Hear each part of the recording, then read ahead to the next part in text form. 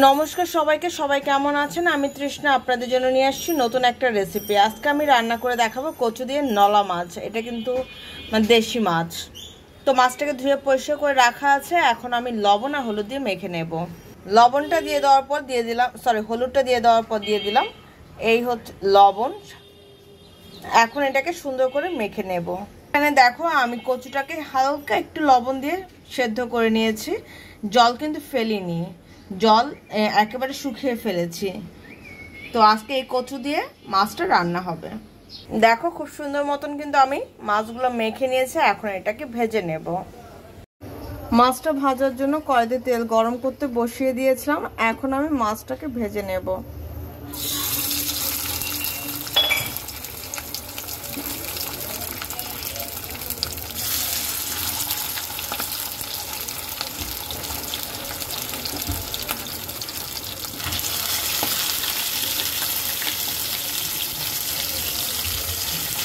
তো চলো মাছটাকে সুন্দর করে ভেজে নেই।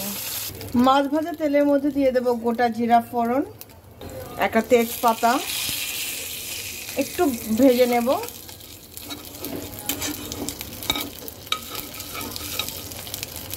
দিয়ে দেব কেটে রাখা কাঁচা মরিচ, দিয়ে দেব সেদ্ধ করা কচু,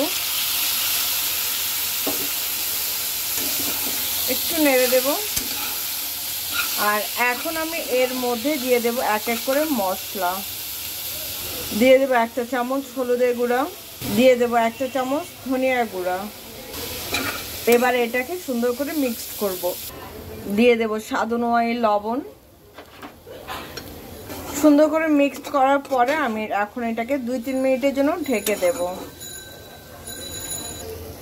দেখো আমি কিন্তু কয়েক মিনিট খুব সুন্দর করে ভেজে নিয়েছি। এখন আমি দিয়ে দেব হালকা একটু জল কষানোর জন্য। দিয়ে দিলাম সামান্য একটু জল।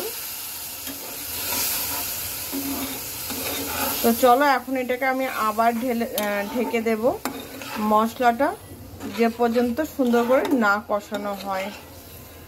আর যারা আমার ভিডিওটি দেখছো প্লিজ দেখার পর একটা লাইক বাটনে লাইক করে দিও। যারা যারা সাবস্ক্রাইব করেন প্লিজ সাবস্ক্রাইব করে দিও। ইটস মাই হাম্বল রিকোয়েস্ট তোমাদের কাছে। আর পুরো ভিডিওটা দেখো কেমন হয়, ভালো রান্না করি না খারাপ রান্না করি সেটা কিন্তু অবশ্যই কমেন্টস বক্সে জানাতে ভুল করো না, ঠিক আছে? তো চলো এখন আমি এটাকে ঢেকে দেব।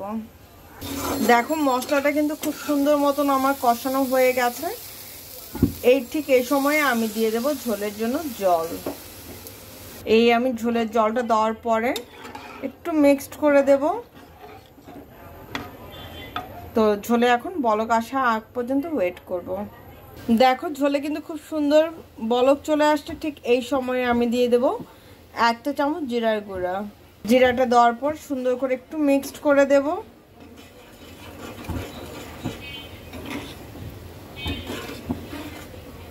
আমি ঠিক 5 মিনিট পর মাছটা দিয়ে দেব। ঠিক এই সময়ে আমি দিয়ে দেব ভেজে রাখা মাছগুলি।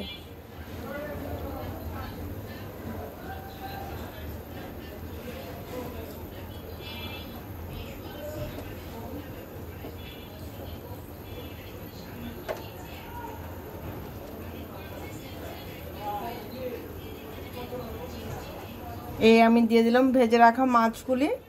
আমি এটাকে ঠিক 5 মিনিট জাল করব। মাছটা দিয়ে দেওয়ার পর আমি কিন্তু আর মাছগুলো এখন আর নাড়াচাড়া করব না। তো মাছটাকে সুন্দর মতন আমি জাল করতে দেব। তো যখন হয়ে যাবে এর মধ্যে আর কোনো কিছু মেশানো কোনো কিছু দরকার নেই। কচুর তরকারি এরকম সিম্পল ওয়েতে ভালো লাগে, পাতলা ঝোল, কম তেল কম মশলা।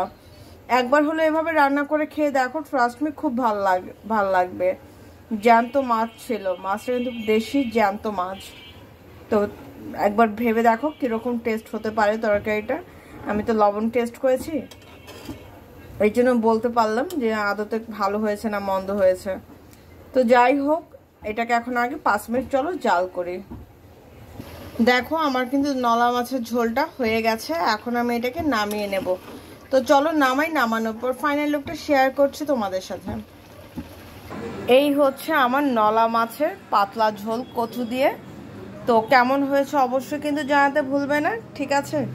সবাই ভালো থেকো, সুস্থ থেকো, আমার জন্য আশীর্বাদ করো। আমি যেন নিত্য নতুন সুস্থ থেকে তোমাদের ভিডিও দিতে পারি, ঠিক আছে? তো আজকের জন্য এতটুকুই, ভালো থেকো।